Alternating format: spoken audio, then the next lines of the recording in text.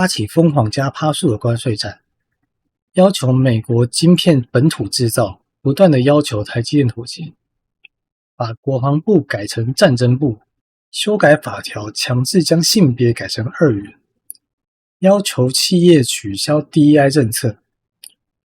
川普到底在想什么？这一系列政策他到底想做什么？他所谓的美国优先到底代表着什么东西？ MAGA 到底又在 great 什么？这集影片我就给大家拆解川普的底层思维。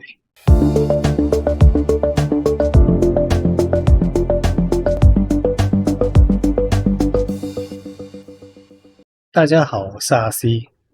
我们知道川普自上任第2任总统以来，可谓动作频频，那几乎每一动都对台湾政坛造成震撼。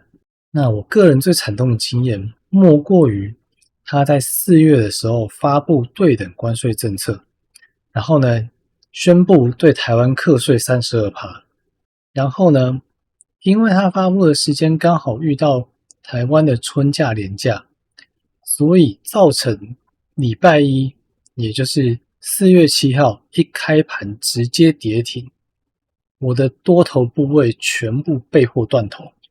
所以我不惜卖脸拍影片，你各位还不快来抖内，竟让我从断头的痛苦中回血。那么这部影片呢，我会从3个角度去分析，去拆解川普到底在想什么，他的底层逻辑是什么。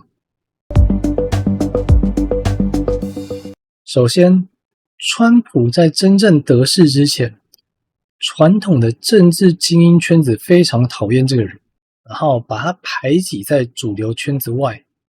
我指的政治精英并不只是民主党，还包括了共和党。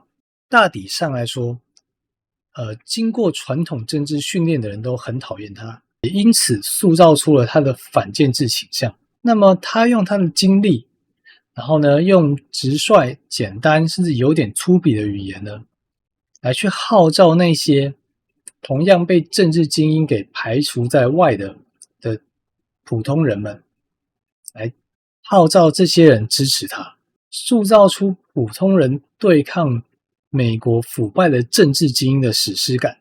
所以毫不意外的，很多政治评论家就说他是一个民粹主义者。接着谈到他的商人本质，面对同一套政治运作规则，他的看法就完全不同于一般政治人物。一般政治人物在看这些政治运作的时候，会下意识的顾及基本的民主价值规范，会顾及到有些言论、有些行为，即使法律没有规定，它也是个红线，不能跨过去。但川普呢，把这些规则、这些机制当作是游戏规则，法律没有规定，那就是可以。法律规定了，也不代表说真的不行。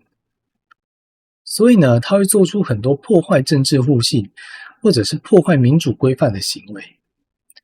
因为这对他来说，就是一次又一次的试探与谈判，来试图达到他要的效果。当然啊，你会问说，所以川普在下一盘大棋吧？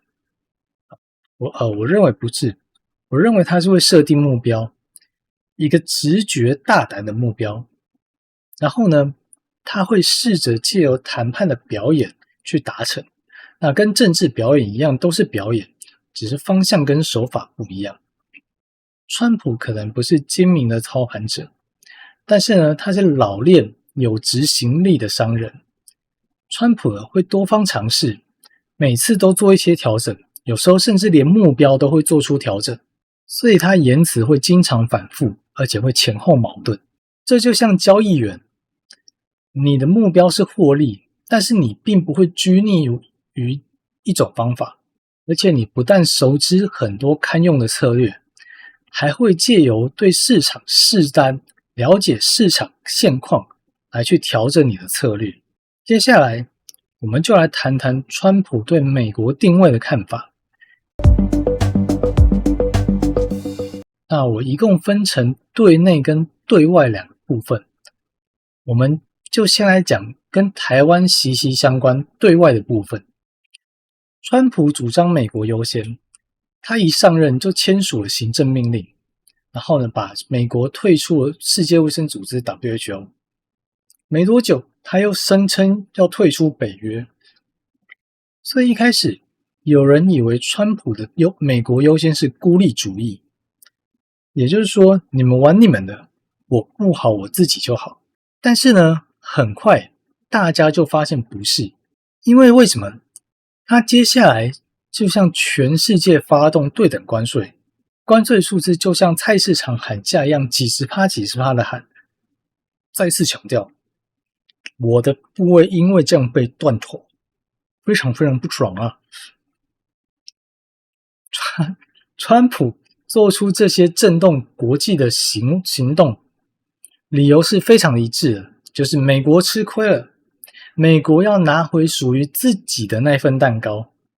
所以大家才明白，川普的美国优先不是孤立主义，而是呢，他要调整美国跟他国之间的权力互动关系，他要搞美国的再平衡。但是这并不能解释他对于晶片的执着，以及对于制造业必须回归本土的要求，特别是作为世界的货币本位国，一边希望美国保持强势，另外一边却希望美国能够逆转它的贸易逆差。已经有无数的经济学家提出，这两者本质上是矛盾的。直到最近，美国把国防部改成战争部，可以说是补足了美国优先这个概念的最后一块拼图。美国在备战，那备战是准备跟中国还是俄罗斯打一场？不是哦，它是在备战一个新的全球秩序。我们终于揭开谜底，川普的美国优先，他的真正蓝图是什么？他想要把美国打造成一个现代罗马，让美国重新回到真正的世界中心。各位要知道，这是一个非常古典的富国强兵路线。罗马之所以强大，并不是靠什么多边贸易协定，而是军事实力、本土生产力以及一个不可被挑战的世界中心的地位。从这个角度来看，他所有看起来矛盾的策略背后的逻辑就统一了。技术性退出国际组织，就好像一个大股东作为董事会成员，却发现自己必须跟一堆小散户签订一个风险共担的协议。他想做的就是解约清算，就是解除那些拖累美国的低效益合约，然后重新主张美国单方面制定规约的权利。晶片本土化也是，这个是核心战略资产的去风险化。他要把晶片这个战略物资牢牢的抓在手里，对，让本土能够供应它晶片，以避免万一有一天真的发生战争，晶片成为它致命的弱点与把柄。OK， 既然川普想要建立一个强大的罗马，那很显然他必须要有一批坚定爱国的罗马公民。但是各位可以看一下，现在美国社会是什么样子？我们看到是美国梦的幻灭，特别是那些过去视自己为美国中流砥柱的美国白人劳动阶级，他们发现工作因为全球化的关系有被外移，收入停滞不前，然后呢，社会地位以及文化话语权呢，被不断高涨的身份政治给边缘化了，连非法移民都能够插队获取更多的政府资源，然后呢，家乡呢被毒品、被城市失序给摧毁。所以这就可以解释为什么美国白人工人阶级会想要去支持一个反建制、非典型的政治人物。因为呢，他们这些普通人感觉到自己正被政治精英给排挤。那川普对他们的承诺呢，并不是什么精妙的全球自由主义，而是简单粗暴的2个字：拿回。拿回工作，拿回尊严，拿回国家。这就是为什么他会想要找 Vance 这样的人来担任他的副手。川普要回应这些人，要给这些人希望。他要制造业本土化，来打造硬经济、硬生产力。他要平复这些人的失落，要强化美国的内聚力。OK， 为了修复美国的公民的信心，重新强化美国内聚力，川普必须呢对那些破坏秩序的势力进行清盘，也就是所谓的左派进步势力。从富国强兵的古典逻辑来看，这个是对国家根基被侵蚀的极度不安全感。因为混乱就是成本，秩序就是溢价。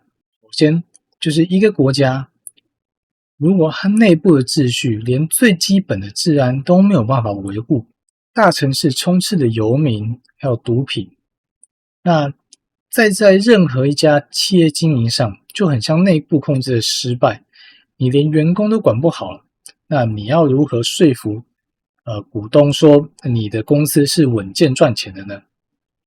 混乱的市场是没有办法留住资本。川普期待的是一种稳定的内部秩序，最好是长期稳健的，而不是短期的内耗跟波动。所以他要的并不是浪漫理想的进步价值，而是低波动率的高效能资产。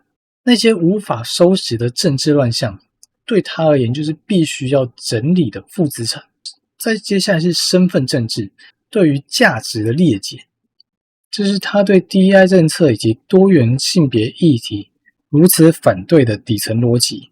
一个强大的罗马，统一、坚实，不用诠释再诠释的公民身份认同，才能够支撑起作为一个世界中心的国家地位。过度的身份政治，在他看来，就是不断的在切割社会，模糊共同目标，以及裂解国家核心价值。这就好像一家企业，每年呢都投入了大量资源来教育员工，然后说我们又有新的企业文化与新的意识形态，而不是把资源拿去开拓市场或是研发新产品。对他来说，这就是国家内耗。所以呢，他停止 DEI 策略，推动强制性的二元性别。他不是要跟你讨论价值的优劣，而是试图呢用最粗暴的方式呢去清盘掉他所谓的文化坏账。